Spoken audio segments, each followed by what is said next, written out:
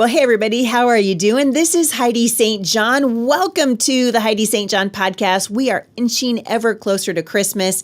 And today I'm going to focus on something that I think it's a topic we don't often cover here at the show, but this time of year, I always hear from people who are struggling with family relationships, and they're saying, hey, I'm actually not okay. I hate the holidays with extended family. It's stressful. I don't know how to handle it. And so I'm going to answer an anonymous question from a listener in Ohio and also bring a special guest on to address this topic. I think you guys are really going to love it. This is the Heidi St. John podcast. Stick around. I think you're going to be encouraged.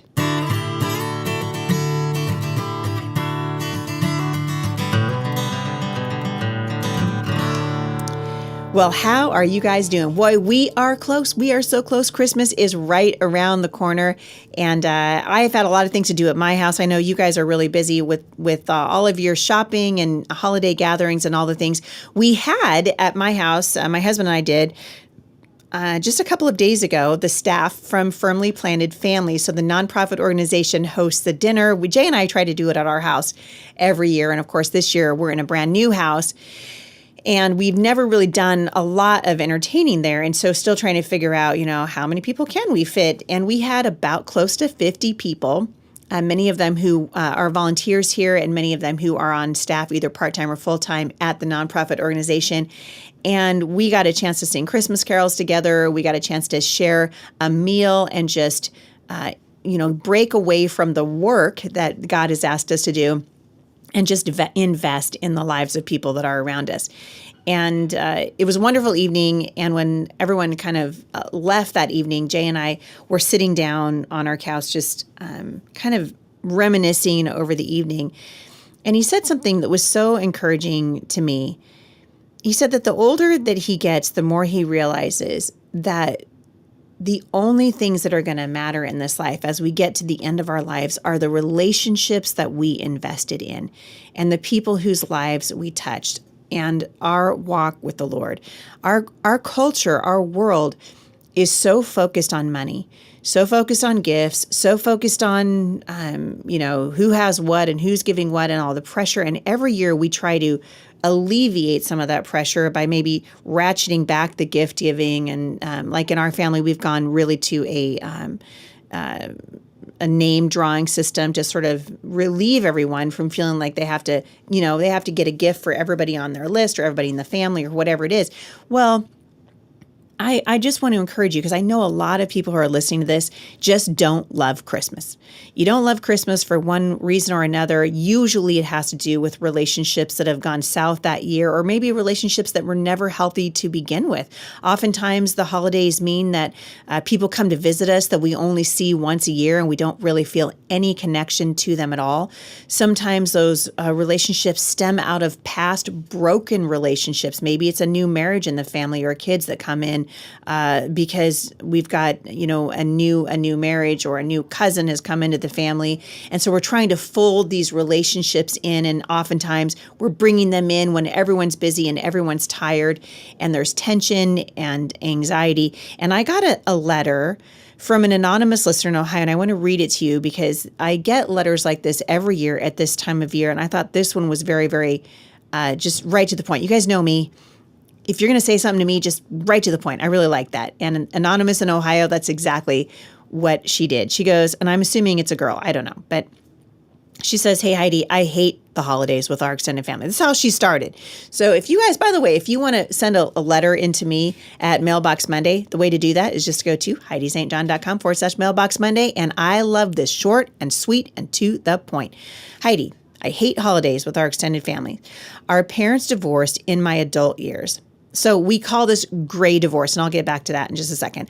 But all of our extended family live in town and all expect us to come to each of their gatherings. We wind up dreading it for weeks prior, miserable the day of from being fake and overextended. Is it horrible to say that we are staying home for Christmas? Is it wrong to do what we want to just with our own family? As the years go by, I hate the holidays more and more.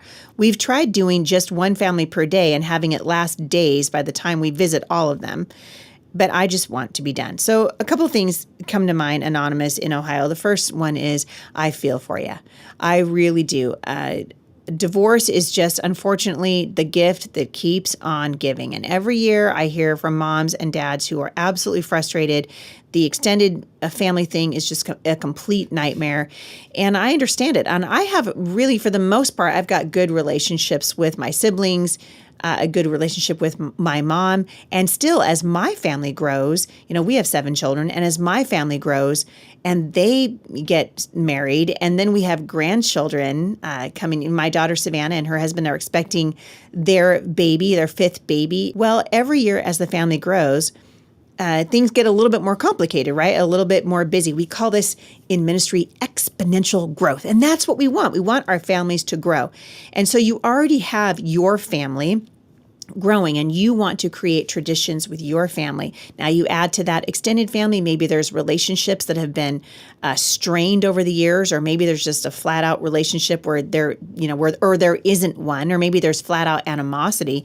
You add that to it and it becomes even harder. And I guess I would just want to say to you, first, you got to pray about it.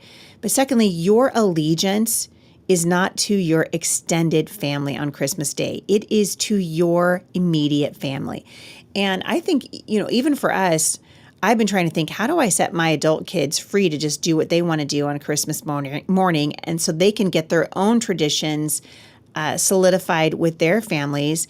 And yet I think there's all kinds of emotions involved in it, right? Because my husband and I, we loved having all of our kids at home, but now they've got families of their own. They've got in-laws, extended families on their side of the family. And I think a couple things come to mind immediately. First of all, I think I just want to release you. It's okay to want to stay home, especially given the circumstance that you have just described to me. You said you're miserable on the day of. You feel overextended, you're tired from faking it with all of your extended family. I think it's actually okay to say, you know what, you guys, we are really tired. We've had a very trying year, whatever it is. You don't even have to give an excuse if you don't want to, but just say, we're just gonna do our own thing this year. We love you guys. And maybe you decide, you're gonna send them a big plate of cookies or something. But I think it's okay to bow out of it. In my house this year, we're not doing anything with extended family for Christmas this year, partly because we're tired and we needed a break. But I just called my sisters, like, I super love you. We all talked about it, and everybody was happy for the break. Everyone is. And so it doesn't have to be, this, I don't like to be around you, this angsty thing. I would try to keep it away from that if I could. But you're going to discover as your family gets bigger that it gets a little bit more difficult. And maybe we need to start looking at times of the year when we're not so stressed with, holiday, Christmas parties and Christmas concerts and the kids' recitals and all the things that tend to pile up in December. Maybe we need to start looking at like April, and April becomes, family month. And that's the day that, we pick a day in the spring when we have everyone over for dinner and we get to know each other and we reconnect and all those things. Maybe we need to start looking outside of the month of December. But I just want to let you know that what you're going through, Anonymous in Ohio, is very, very common.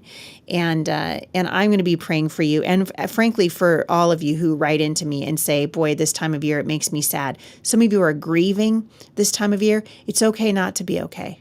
It's okay. Some of you are struggling with illness this time of year, and the Christmas isn't what you hoped it would be or even thought that it would be. And God sees it.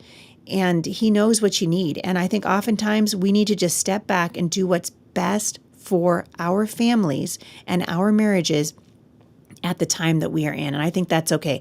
I've actually invited my friend, Kent Darcie, to come on the show with me today. And we're going to talk about this really important question because Kent really does know what he's talking about. The last time I had Kent come on the show, we were talking about adult children of divorce. Of course, this is his ministry. It's his specialty. He deals with this all the time in his day-to-day life. And when I talked to him the last time, I was so encouraged. My sister, I think, told me that she listened to the podcast a couple times and it sounded like a therapy session because, of course, I come from a broken home, and there are some relationships in my own family that are estranged, some relationships that are very difficult. And so I understand what you guys are talking about. And I think the challenges of adults with divorced parents during the holidays are very, very common. And so I have invited Kent Darcie to come on the show with me today. You guys are going to really enjoy him. He is the founder of Adults with Divorced Parents Ministries, and he's going to join me, and we're going to continue this conversation. So Kent, welcome back to the show. Really good to see you. It is great to be back. So here we are at a fever pitch, heading toward Christmas. People out there trying to get their shopping done, and all of the pressure. I told my audience last week, this will be the first Christmas that I've had, my first Christmas married in 36 Christmases that I have not had a Christmas card ready in time for Christmas. And I finally was like, this year I was like, Uncle, Heidi's crying, Uncle, and I'm just doing a New Year's card. Well, there you go. I mean, I'm still going to get it out because I have so much joy in just communicating with people. I love people. I love to get cards in the mail. Mm-hmm. But I kind of had to remove that pressure from myself. I mean, something had to give, like a little teapot, Yeah. And after a while, something's got to give. And I think people, we face the challenges this time of year, right? Lots of things going on. But if you're facing relational challenges, in your home, maybe your parents, maybe you come from a home where your parents are divorced, or you've even got siblings that are divorced, right? Yeah. That's hard too, because you're really good friends with your former brother-in-law, and now all of a sudden you're not going to see him at Christmas, or your sister has said, "Sorry, I'm if he's coming, I'm not coming." Yep.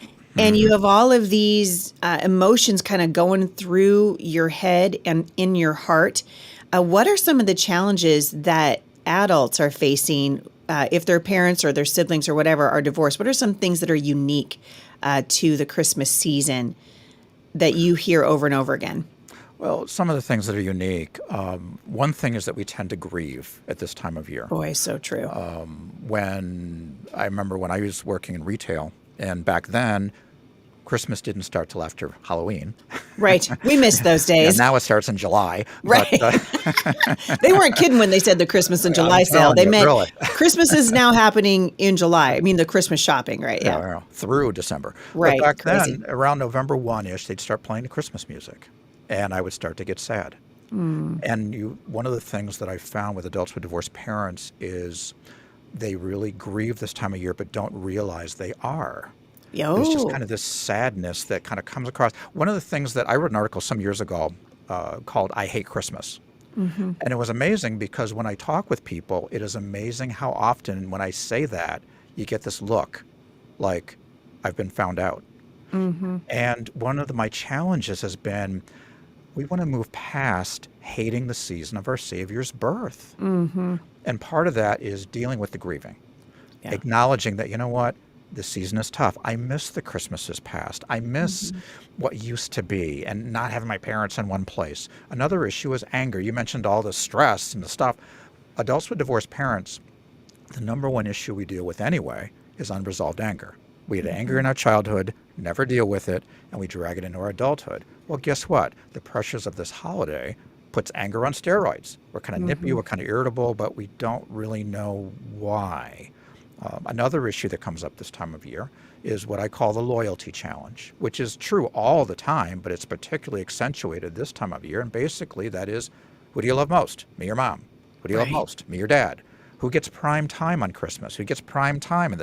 And you end up in this in-between sort of ground where you don't know what to do, and you get angry, and it's a hassle. And if both of you have divorced parents, it's multiplied geometrically. Which is so common. Yes. It is very, very common now. And breakups and remarriages. And, my father remarried twice. Yeah. So you get this extended kind of family tree. But I found, and we'll mention it multiple times as we talk today, and that is probably the biggest single issue we face, is that we lose sight of what Christmas is all about. Which is a problem anyway. Yes, but it's accentuated when we've got all these other issues going on, and we've got multiple families to touch, and we don't. And this person doesn't get along with this. And like you said, well, if Dad's bringing his girlfriend, then I'm not coming. What do you mean you're not coming? Right. And it's just a mess. And then there's the part of you that understands it. You know, I mean, this was me at my wedding. The day I got married, my mom said, if your dad comes to your wedding, I'm not coming, and I'm not bringing your little sisters with me. And so then I was forced to choose between my mom and my dad, who was going to come to my wedding. And all of my little sisters were bridesmaids in my wedding and flower girls and all the things. And so, of course, you know, I picked my mom, and I still think about that. I still think about it. It still grieves me, I think. And I love that you kind of opened up by saying it's actually okay to grieve. It's okay to look it in the eye and just go, well, that sucked. You know, Yeah, really. it's still okay. does. And it still does. Yeah. Every Yeah. time you look at your wedding picture, Yep. the family picture, you're reminded. And I'm glad you said that, because one of the things that is so important, you know, with my ministry, one of the things we stress is you're not alone. And one of the things we think is that, you know, we hear, well, divorce is 50%. It's actually less than that. But we hear that all the time, but we don't understand divorce is like as individual as snowflakes. Yeah. When we go through it, we think we're the only ones that are weird or experiencing this craziness. And one of the things I learned early on when I was researching a lot of this at the beginning was that what I thought was, wow, you know, Heidi had a really horrible experience. That must be the exception. No. Unfortunately, that is far more common in our environment than we like to admit. And that's something I want to just touch on real quick, because as we're talking about this topic, it's really important to understand with my ministry. Elizabeth Marquardt had a great quote about not bashing parents. And she wrote that this is not about bashing our parents or knocking people who are divorced. This is about trying to prevent another generation from blindly walking down the path of divorce and not understanding why. And I want to just make sure we all understand that this conversation is not about bashing our parents or beating up on divorced people. You know, the position of the ministry is basically the divorce happened. What are the implications of the divorce? And how do we overcome that? And the only way we do that is by talking about it and normalizing it and making people realize that you're not alone. A lot of people are going through this, and there's a way out of this. But we can do that. The Bible says, honor your father and your mother. And we will have this conversation that'll be difficult at times, but without bashing divorced people. So if you're divorced out there, relax. Yeah, relax, chill out. I think the last time you were here, you and I had this, extensive conversation about this topic, and one of my sisters happened to hear it. There are 6 of us, 6 sisters, Okay. and one of them heard it, and she was like, "Wow, Heidi, I had to play it again because it was like listening to a therapy session." Like we were all, she's like, "I could just tell that you were really processing through what Kent was saying." And I told her later, I said, honestly, I don't talk about it very much. I'm 54 years old. I don't talk about my parents' divorce very much anymore. It's always going to impact my life, and I think it will always make me sad. Yes. But I said, honestly, I just don't think about it very much. And so Kent was bringing up all these things. I was like, oh yeah. Oh, hey. Oh, wow. I hadn't thought about that in a while. But as people who are listening to this are navigating, Christmas is just a few days away. Yeah. And I know that a lot of them are just like, well, shoot, what are your do you have any, like, just off the top of your head, you just go, here are some things that might make your life a little bit easier.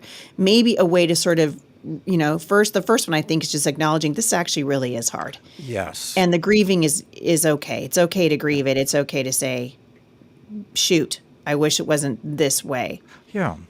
And then what are some practical things? I'm sorry, I don't want to interrupt you. No, go ahead. What are some practical things encouragement that you can offer for people who are sitting here listening to this right now, and they're on the verge of tears, and they just don't know that they can do this one more year, and they don't know how to navigate it, and they feel like no matter what they do, they're losing, right? It's just a losing proposition no matter what, no matter how you slice it. Yeah. You mentioned a really important thing. Well, you mentioned a number of things that are important, but I want to kind of swing to the end of what you said, that you don't think about it, you don't talk about it. That is extremely common. I did a presentation at a college, and I did a Friday night and a Saturday night. And I think on Friday night, I had the brother, and he had said, you know what? After listening to you, I've never talked to my sister about it, ever. And the next morning, I had the sister at the workshop, and she said, you know what? The first time we ever talked about our parents' divorce was last night after your presentation. Interesting. We don't talk about it. The first time my sister and I talked about it was the first time I presented a workshop 20 years ago. And she happened to be in town at the time. And at the end, that was the first time we ever really talked about the divorce. And I encourage people that it's okay to talk about it. And it's normal. What's your experience? And one of the biggest things I find with people when I talk with them is they'll say, oh man, we had to do this and I couldn't do this. And my mom said this, my dad said that. And I just thought, whatever. And I just was so frustrated. And I went, well, yeah, that's normal. And they look at you like, really? And I go, yeah, that's almost normal. with thank you. Like just Right. thank you for acknowledging that this is hard. Yeah. But that's so important that it's normal and it's okay. So if you're sad and you're grieving, that's okay. If you're frustrated because you've got to go to this place and you got to go to this place and this person doesn't get along and this person doesn't get along, it's okay. But talk about it. And then later, we'll talk about getting some resources that can help you so that next year's holidays go better. Boundaries and all that sort of thing. Yeah.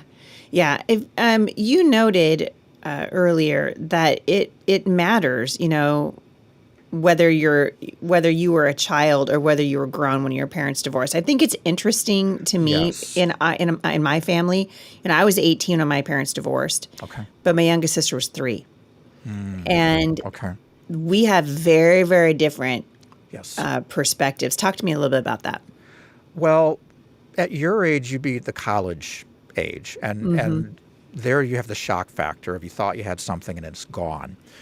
And basically that's called gray divorce, when parents wait until you're grown to divorce. And right now that is double digits. It's amazing how much gray divorce is there after 25, 35, 45, Awful. 50 I just think that's years. so awful. You work you Yeah. make it to 50 years and now you're going to Yeah, you make it to the finish line and now you're back to Yeah. but that's another program. But yeah. yeah, that is just, but when that happens, and if you're walking into that this Christmas, or maybe you've had a couple of those under your belt, one of the complications when our parents divorce when we're older is that you already have history. Yep. You've already done a have bunch of Christmas. traditions. Exactly. You've already had Christmas with Uncle Joe and with that thing, and we always have the turkey, and we always, Dad always wears that dumb, sweater. And that's already in, and it's already hardwired into your kids. So after 15 years of all this, and mom and dad divorce, you're stuck in this whole no man's land where you're trying to deal with the parents yourself, but you're also dealing with your kids. What do you mean we're not going to Grandpa and Grandma's house? Well, we got to go to Grandpa's house, and then later we'll go to Grandma's house, or the next day we'll go to Grandma's house. And you get caught in the middle. So it's very, very difficult. That's different than when you were a child when they grew up, that you have this history thing. And like I said, the other thing is you get caught between your parents and your kids. Very often your parents, and the loyalty challenge is on steroids when you have gray divorce. Oh, yeah. Because the basic attitude is you're old enough to understand why your dad's a deadbeat or why your mom is so horrible. You're old enough to understand that. And you mentioned that you have multiple, siblings. It is not uncommon that they will come down on different sides of the fence. Yep. So some are on this side, some are on that side. Yes. It's not even true by gender, really. Nope. It doesn't mean that the boys will always be with the dad. No. It's kind of how things are filtered. And all of that super complicates this time of year because everybody's going through the shock and the craziness of our parents aren't together anymore.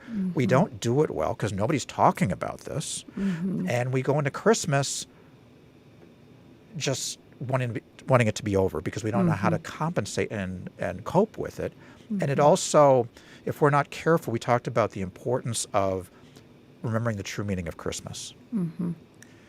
Divorce, particularly gray divorce, can distort our view of God. Because if you had two parents that were going to church and doing their thing and all this sort of stuff, and suddenly it falls apart, Satan just kind of swoops in and goes, well, obviously that doesn't mean anything. Obviously that's not true. Because look at these people. They did this and they did that, and their marriage didn't make it.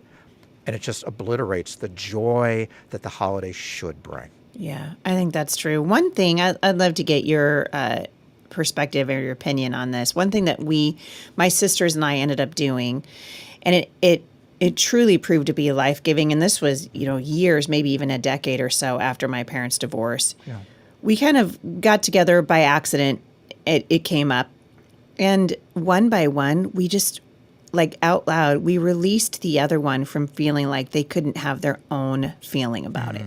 Yeah. Like I remember just looking at my sister and saying, it's actually okay with me that you guys have a great relationship with Dad. It's okay.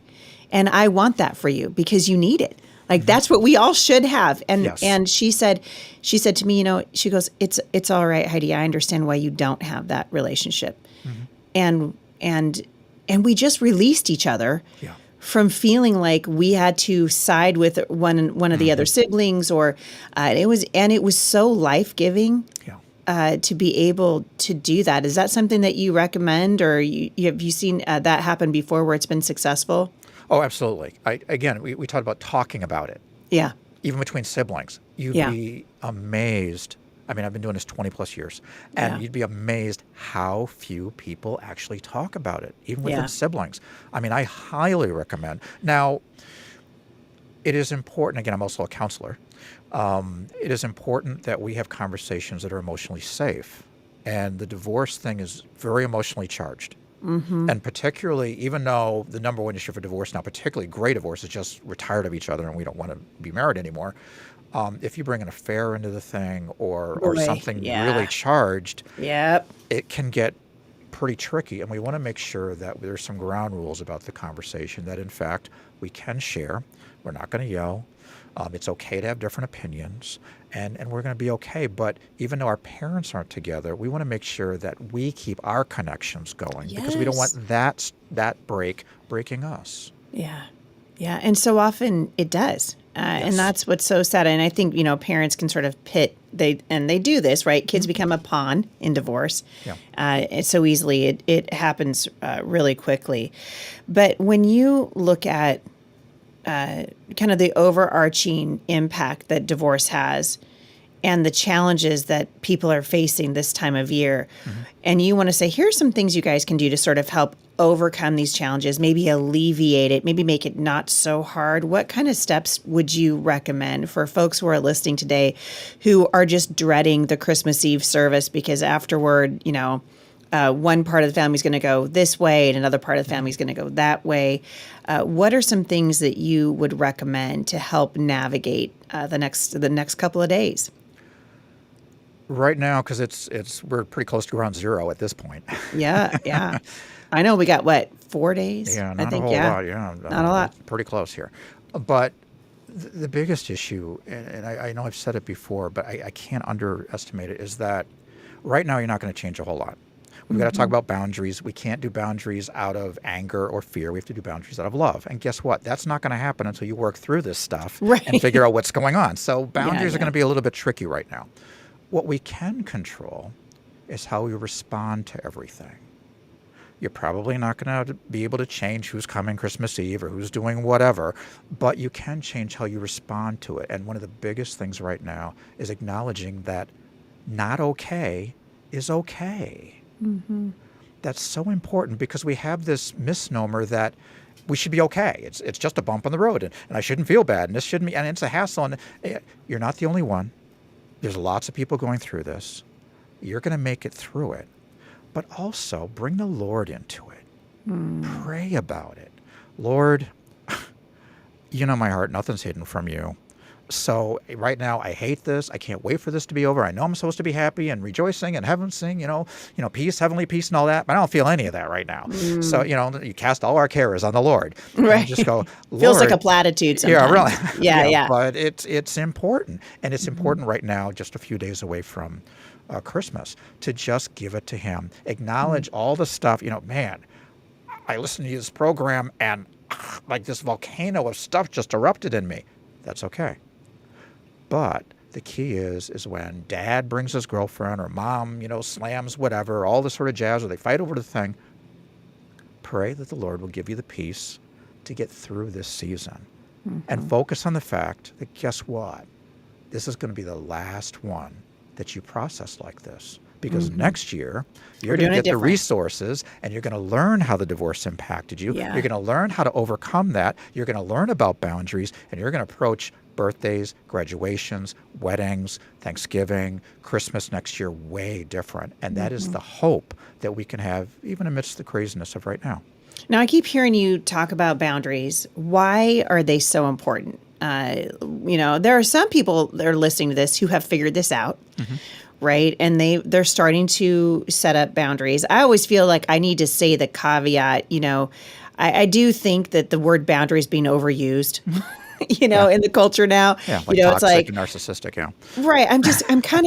I'm sort of over it. Like we're talking to people who need to create boundaries for legitimate reasons. Yes. Not people who are just like, we're going to throw the word boundary around because I'm selfish. Right. Right. We're not, because really that's what happens, Yeah. right? I mean, if I had a nickel for every person that has said that to me over the last year, or questions that are coming into the podcast, parents that have been really hurt by their adult children because the children are like, Mom and Dad, I need to put up this boundary. And the parents haven't really done anything wrong, But there are circumstances, and this is absolutely one of them, when you're dealing with parents who've been divorced and they're bringing the new girlfriend or the new spouse or whatever it is around. Those boundaries are really important. Sometimes they're emotional boundaries. Sometimes they're actual physical boundaries. Yes. Like, here's what we're not going to do. Right. Why are they so important? And can you give us some examples? Sure. They're important for our emotional health. That's just number one. When the Bible talks about leaving your father and mother and cleaving to your spouse, well, guess what? In divorce, there's still a lot of entanglements still going on, and we want to make sure that we leave and cleave, and it's awfully tough when we're not emotionally healthy. Yeah. And there are relationships at this time of year that just aren't emotionally healthy. Boundaries are, and again, you're right, the word is overused a ton. Yeah. But for us, I'll give you an example of a good boundary. Mom, Dad, you are absolutely not to badmouth one or the other in front of the kids, period. If you do it, you won't be invited next time. Yep. We are leaving the grandkids out of your mess. Yep. I mean, that was a boundary. My father remarried twice. And because it was almost 25 years, almost 25 years, almost 25 years, oh, that's awesome. They were around for a long time. And there was a lot of overlap. And I can remember talking to my mom and saying, look, you are going to behave here. You are not going to badmouth my dad, with the kids here. And guess what? If that doesn't happen, then we're not going to invite you. You're going to have to come in later. One of the problems with divorce is that we feel that we don't have control. Because guess what? The kids, we don't. Right. Suddenly we've got a new school, or we can't be at the sports team because we're away for half the practices. Our friends are changing. Whole sides of the family have disappeared. We have no control. And we go into adulthood, and we tend to be control freaks because we want to have control. But then we hit Christmas and we're like little kids again. Yeah, that's where we true. allow the parents to run the show. And no, I'm not coming if so-and-so. Well, guess what? Here's the boundary. We are doing Christmas one time. You're welcome to come. And if you don't come, oh well. And that's Christmas is a little trickier because you can do more than one Christmas and all that. But when you're doing birthday parties or graduation parties or all this, you don't need to do two of everything. Or birth announcements. Right. I've heard interesting things with birth announcements. Yes. Well, if she's going to be there, I'm not going to be there. Well, if she's going to be there with his girlfriend, I'm not going to be there. Well, guess what? We're going to be there. Anybody that wants to be there can be there, but we're not doing two. Yeah. And that's a boundary. But one of the problems is, particularly in Christian circles, is that we're all kind and wonderful, and boundaries are not very friendly, and boundaries aren't whatever. But yet the Bible, we see boundaries on like page 2. See that tree? Don't touch it. That's a boundary. Right. and boundaries have consequences. Yeah. You touch that tree, you're done. And what do we see? Our loving God, our God who is love, put a boundary in. The kids, if you will, broke the boundary. And did he go, oh, well, you really didn't mean it, and I didn't, I don't know. No. Nope. He went, you're out of here. Yeah. That was the boundary, and you broke it. And unfortunately... So you're saying, mean what you say what you mean, and follow through. Well, yeah, you create the boundary in love, not fear or anger. You want to make sure that's communicated. You want to make sure that's implemented. And then it's really important that it's enforced. And that is hard. Because if you're saying, you know what, Dad, if you attack his mom's boyfriend again, verbally in front of the kids, you can't come to the next family event. Now, you tell him that in advance, not in the thing, because he always does it. And I'm just picking on this particular scenario. Right. Well, guess what? What if the next event is a birthday? Enforcing it is really, you mean that you're not going to let me come to Joey's birthday? No, Dad, we told you that if you picked on John at the Christmas party, that you would not be allowed at the next event. You chose to break that boundary. Therefore, you've chosen not to attend Joey's birthday. Now, that's easy to say. Boy, so hard to do. But guess what? The next boundary you put in, they're probably going to follow. And the other thing is, and again, kind of back to what I said earlier about not bashing divorced parents. Divorced parents have gone through the most traumatic experience of their life, second only to the death of a spouse, as far as emotional pain. Yep. And a lot of them are confused and hurt and grasping for whatever they can grasp. And there isn't malice in most cases. In most cases, they just don't know, and they're not trying. So when you put boundaries into place, sometimes they don't even realize they're doing it. So, yeah, I mean, the hardcore, you got to do boundaries. But in most cases, if you do the boundaries, the parents can behave for 3 hours. They can. But we have to put the boundary in place because we're the ones coming out of Christmas like this. Right. And that's not fair. I wonder too. Speak to this for a second, because there are deal breakers, I think, in divorces where you're talking about one parent has, just severely abused the other one. Yes. Yeah. And let's say that I'm just an example, right? That the father has severely broken trust. Oh, yeah. And abused his former wife, whatever. Right. And the wife has rightly said, I actually can't be in the same room with him. Yes. I can't do it. Then what? Yeah. You know what? I'm really glad you brought that up, because the other thing that I normally say about our ministry is we deal in the center of the bell curve. Everything we're saying in this broadcast is in the center. Some lean towards the craziness, some lean towards the goodness, but the bulk of them are kind of in the center. When you've got situations where they really are toxic, where there really is abuse, where there really is danger, we never put ourselves in harm's way. Right. That is never anything that we're saying. Don't interpret it that way, because occasionally I'll get contact and I'll go, well, what about abuse? We don't want to do that. No. We're never talking about that. That's not biblical. That's to put yourself in harm's way. So absolutely. Or your mother. Yeah, or your kids, or your whoever. Kids. Yeah. Sometimes, and that includes, substance abuse. 100%. There's a lot of things where very hard boundaries need to be put in. But the bulk of what we're talking about, the bulk of the divorces, the bulk of what we're dealing with is not that. And now, what does sad? creep in is I just think that's affairs. so sad. Affairs get interesting. Yes. And we're not going to park here, but what do you do when he marries the person? And that happens. But that's another, like we're dealing today with the bulk of the things that, they didn't get along, whatever happened and that sort of stuff. And they don't get along now. Now you have new people and nobody likes each other and they'll grit their teeth, but they'll behave for 2 or 3 hours. So absolutely don't put yourself in harm's way. We never, and I've got articles on our website that talk about that. Or even I think it's all right. And I know you would agree with me because we've both been through kind of a similar situation. Yeah. If you as the adult child of the divorce doesn't want to be around the drama and you just can't handle it at Christmas, it's okay. That's right.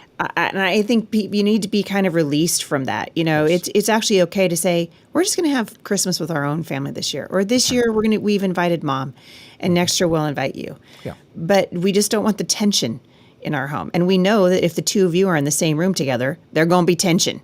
And sometimes it's palpable and sometimes it isn't, but we all know it's there kind of under the surface. Yeah. And I think it's okay for the adult child of that situation to make that call. That's kind of a boundary of its own, right? It comes back to what we said earlier about emotional health. If it is not emotionally healthy for you to be in that environment, it is okay for you not to be in that environment. If you're married, your commitment is horizontally to your wife, to your kids, and you need to be emotionally healthy for that. And if you're coming out of the holiday just a wreck, because for me, as I had said, my father remarried twice, and the way it went for a number of years was that one would come in, we would make sure they were gone before the next one came in, and then we'd make sure they were gone before the next one came in. So much work. It was like a traffic controller at an airport, and I would get out of the holiday and we were all exhausted. Yeah, you are. Yeah. That's not, this is about the birth of our Savior. And to come out of this season exhausted and hating this season and, oh, can't wait for this to be over, we need some change because he offers us the peace that passes all understanding. And most of us, many of us, don't have that because of all this craziness. But it doesn't have to be that way. There's steps we can take that can make it better. Yeah, it's so good. It's so good. So talk really quickly to people who say, so my parents aren't divorced, but my spouse's family, there's divorce in that family. Maybe they haven't gone through that personally, but they want to be helpful. Right. And I know there are a lot of people listening to this right now who are they would be in that camp. My husband would fall into that camp. His parents didn't get divorced. Right. How can they help if their parents aren't divorced? In James, it says, be quick to listen, slow to speak, and slow to become angry. And as we had said earlier, so often we don't talk about this. And one of the best things you can be is an ear. Yeah. Listen to, encourage them. Man, really? That's what you had to go through? You went through this all the time? Tell me about that. And listen, I like to say at this time of year, you can always tell who has divorced parents. If you're at the gas station or at work or whatever, you just go, so what are you doing for Christmas? And if they start with, you probably have divorced parents. And there's a story. And there's a story. I also encourage you to go to our website, hopeforadp.com, and just listen to some of the podcasts because to get a feel for what your spouse or loved one or partner is going through. Because you have no frame of reference. But you just listen to it, then you kind of go, wow, really? That's what you're experiencing? That's what they're going through? And then you have a better way to ask questions. And that's particularly important for people that are good. How you doing? I'm good. Yeah. You listen to the podcast. I'm fine. Yeah, I'm fine. You listen to this. Listen, if you're the spouse or partner, listen to some of the, only 10 or 15 minutes. Listen to the podcast, and then you've kind of got intelligent questions you can ask. I heard this thing that talked about being angry because you couldn't be at the same place, you couldn't do sports. I remember you mentioned that. Did you go through that? And now you've got them talking. And that's the best thing you can do is be a listener. Give them space. Because right now we're in a situation where, if you come up in a small group and they say, well, honor your father and your mother. And you go, I'm not going to do that. We would hit them with, well, it's the only, scripture with a promise. What do you mean you're not going to honor your family? And you go, what about the promise? What about the promise? Yeah, really, And instead if you go, you know what? My parents were married forever, and I can't even fathom what you're talking to, but I'd love to learn. You want to go out for a cup of coffee? I'd love to hear what you're going through. Yeah. That's how those who are, not connected to this could help. Yeah. And I think the more we talk about it, and I love the word you use, just normalize. We're not normalizing divorce like it's just normal. What we're normalizing is once this happens to you, it's normal to be able to process it. We should be able to process out loud, should be able to have conversations about it. And I do think you're right, boy, the grieving that happens just by being able to not have it be bottled up inside of you, to be able to process with your spouse. And what we don't want to do is drag the next generation into it. And I can remember just begging the Lord when my first daughter, when I found out that she was going to have a baby, I have been just praying for her because I'd asked the Lord, my whole life, Lord, can I live to see the next generation set free? Yeah. From this terrible reality that is my parents can't stay married, and in my family, it was generational. I mean, generation after generation after generation. And so I came into that legacy of divorce. And I just heard the Lord say, you're going to live to see a next generation set free. And I think part of the way that we do that is by honoring what the Lord says in his word in our own marriages, right? Listen, I've learned to really listen for cues from my own husband. Like, oh, I need to pay attention. I need to spend more time with him. We need to go on a date instead of letting some of these roots that ended up, tearing up my parents' marriage apart. We listen for those things, and we learn how to do it different and how to do it better. In the generations to come. And there really is hope, right? Just because your parents were divorced and their parents maybe even before then doesn't mean that that's the trajectory of your family, right? God can heal it and set you on a completely different path. Yeah, well, that's my story. I mean, basically, my dad was an adult child of divorce, from an adult child of divorce, from an adult child of divorce. Yep. And I praise God that he broke the cycle with me. Our key scripture is 2 Corinthians 1, 3, and 4, which talks about receiving God's comfort in our troubles so that we can help others who are having troubles to receive God's comfort so they can be comforted. And that's basically what I've done all these years. So good. It's so good. There's healing, and you're such a hopeful person, especially this time of year. I think people need to hear that there is hope and things can actually be better next Christmas. And for those of you who are listening, who are just saying, boy, that's not me, it's all the relationships are in train wreck mode. One of the best things my husband and I ever did when all of the relationships in my family were in train wreck mode was we pulled away. We didn't, we weren't jerks about it, but we kind of backed out slowly so as not to disturb things, backed out as slowly as we could and really focused on our children and helping them love the Christmas season as much as we did and creating new traditions. Yeah. And we can do that. Yeah, and being thankful for what we do have, because we have many, many, many, many blessings. Yes. And sometimes we, because of that sadness or whatever, we lose sight of what we do have, Yes. which really is a long list for most of us. Boy, it sure is. It sure is. Kent Darcie, if people are interested in finding out more about your ministry, listening to some of the podcasts that you've been talking about, and getting some of the materials you've written, how would they find you? Best place to go is our website, hopeforadp.com. That's hope, the number 4, ADP.com. And the number 4 stands for having healthy relationships with God, ourselves, our spouse, and others. I love that. Kent Darcie, you've just been such an encouragement. I know a lot of people listening to this are breathing a bit of a sigh of relief right now. And I really appreciate your willingness to tackle what really is a difficult subject with such grace. And I hope you'll come back on again and we can continue the conversation. We look forward to it. You all have a very Merry Christmas and celebrate the true meaning of this Christmas, the birth of our Savior, Jesus Christ. Praise the Lord. It's so good. Merry Christmas, my friend. Thank you for coming on the show. Thank you. I hope you guys have enjoyed this episode with my friend Kent Darcie. If you are struggling through this season in your life, I just want you to know we are praying for you here at the Heidi St. John podcast. And I really do hope that you'll check out Kent's website.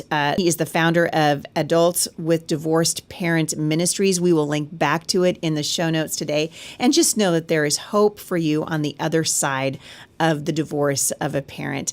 I hope you guys are considering joining me if you haven't signed up already for my women's ministry, Faith That Speaks. We are going to be taking you through God's Word in 2025, and I frankly cannot wait to see what the Lord does as we learn to pick up the weapon every single day and get into it, open it up, have it be a light to our path, and really understand more of the heart of God in 2025. You guys, it's life-changing to read the Bible. You can sign up right now so you can get all the materials that you'll need so you'll be ready to go on January 1. Again, you can sign up right now at faiththatspeaks.com. That's faiththatspeaks.com. We love you guys. Have a great day. Thanks for listening, and I'll see you right back here again at the intersection of faith and culture.